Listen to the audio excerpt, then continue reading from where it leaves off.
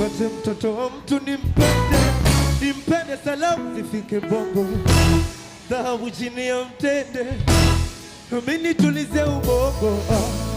Nachoka mimi nachoka kulialia kama, basi nijipate nitulie, ushanitosha msoto.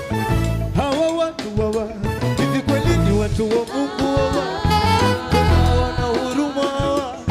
Oya Dodoma mtanitoa, misiwezi kuishi bila kupendwa. Bora nie